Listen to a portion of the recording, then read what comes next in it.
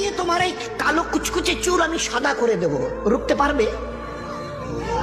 তোমার এই চোখের লাল চাহনি আমি ঝাপসা করে দেব, ঠেকাতে পারবে?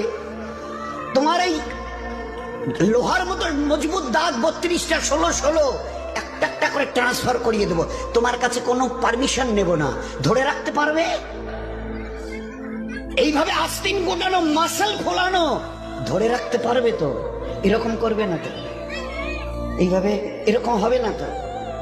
সামনে এসে একটা পান দিচ্ছে, এই হাত, চাচা এই হাতটা নিলেন, এই হাতটা, বলে না রে বাবা দেখ না চিমটি কাটিতে কিচ্ছু নেই। আসমান থেকে আওয়াজ দিচ্ছে, ও হাত তোমার কথা শুনে আমার, এ হাত তোমার কথা শুনে আমার। আমি এর পাওয়ারকে সিজ করে নিয়েছি।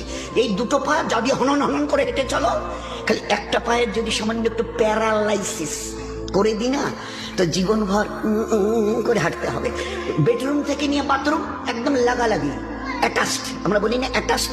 তো এই বেডরুম থেকে নেমে বাথরুম কত 4-5 হাত, বেডরুমের দেয়াল আর এই যে হচ্ছে বাথরুমের দেয়াল, মাঝখানে একটা দরজা।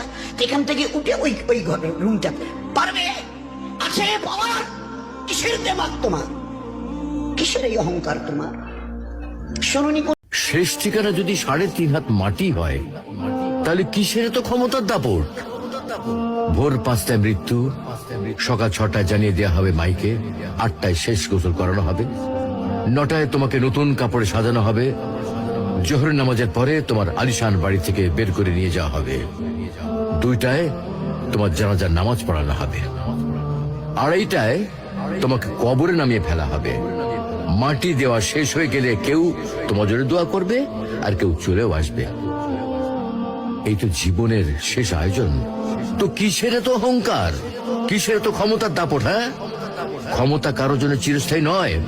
অন্যায় ভাবে কাউকে ঠকালে একদিন ঠিক নিজেকেও ঠকতে হবে, এটাই নিয়ম। হ্যাঁ, এটাই নিয়ম। ভোরের সূর্যোদয়ের আলোতে যে পৃথিবী আলোকিত হয়, সন্ধ্যার সূর্যাস্তে তা আবার হারিয়ে যেত দেখি।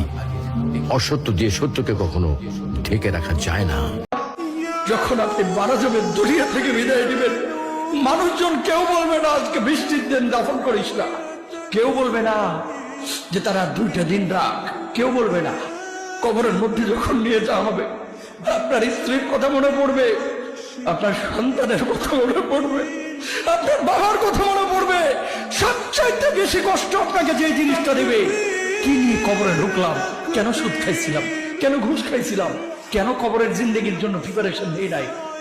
দুনিয়ার জিন্দেগিতে একটা মামলায় ফেসে গেলে সুপ্রিম কোর্টে যাওয়া যায়, উচ্চ আদালতে যাওয়া যায়। আখিরাতের জিন্দেগিতে কোনো মামলায় ফেসে গেলে পালাবার কোনো আর পথ নাই।